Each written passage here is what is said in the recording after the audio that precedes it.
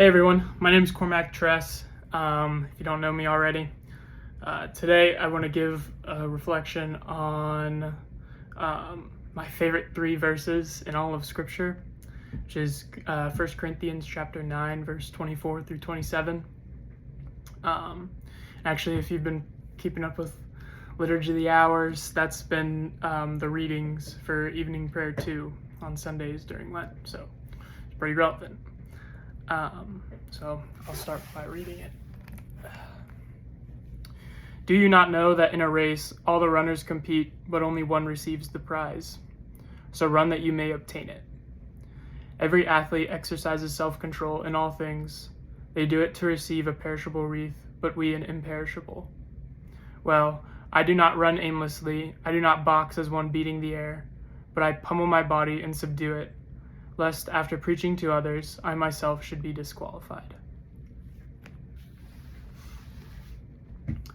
So, a couple weeks ago, the NFL Combine happened. All the prospective rookies, they take their 40 time, they test all their measurables, their strength, speed, size, and you have guys that their draft stock goes up and their draft stock goes down because they're not fast or, But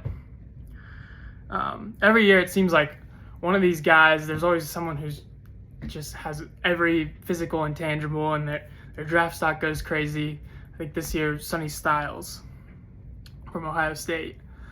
And you look around, you look at all these different athletes, you see the best ones that you can see their physical intangibles. You can see, Yamamoto's fastball and all his pitches, they're nasty. Josh Allen, he's just got a cannon for an arm. And LeBron has probably like every measurable that you would need for a basketball player.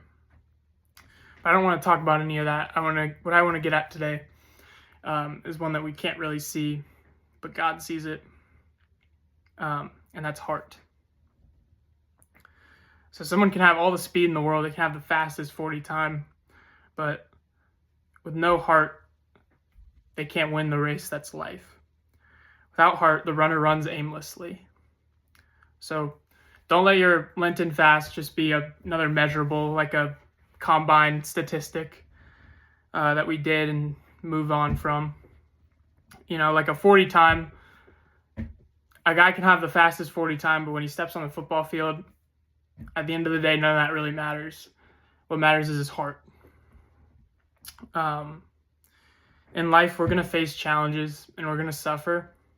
It's going to be hard sometimes. One thing that I've found helpful, if you find this helpful, try to change your perspective on suffering. Change it from something, you have to avoid or, just a bad thing.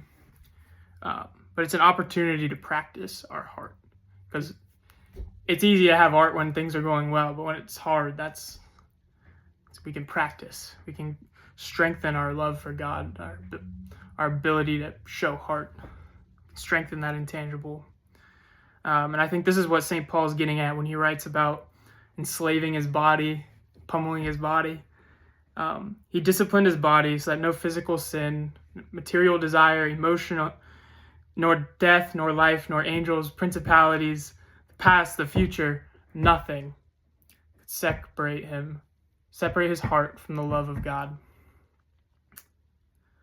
Now, if you know me, you'll probably laugh that I'm bringing up Rocky, because I just love the Rocky movies. But truly, if you want an image of what heart looks like, I think just watch Rocky 1 or Rocky 2. And I'm not joking. If you know me, you'll laugh. I'm serious. Take it to prayer.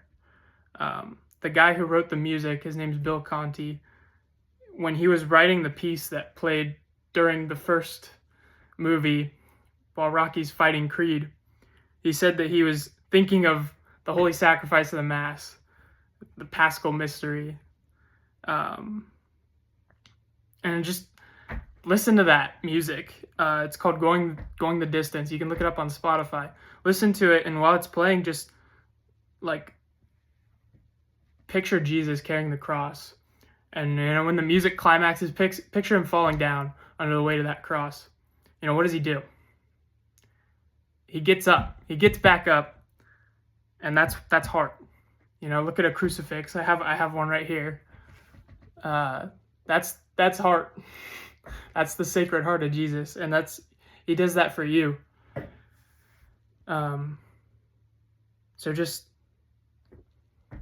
ponder that and watch Rocky.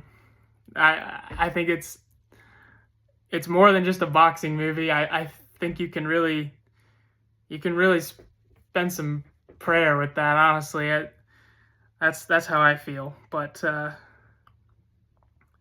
yeah, I'm gonna try to include a clip at the end of this from Rocky 2. It's at the end of Rocky 2. So if you haven't seen it and are gonna watch it, don't spoil yourself, I guess.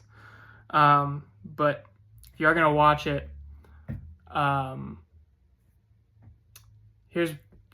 think about this. Picture this as you go through. See yourself arriving to the gates of heaven. You fought the good fight. You finished the race. It was difficult, but you did it. See yourself receive that imperishable wreath in heaven, and you exclaim to God, your just divine lover, your Father, that you did it. God bless. Take heart. We may run the race so as to win.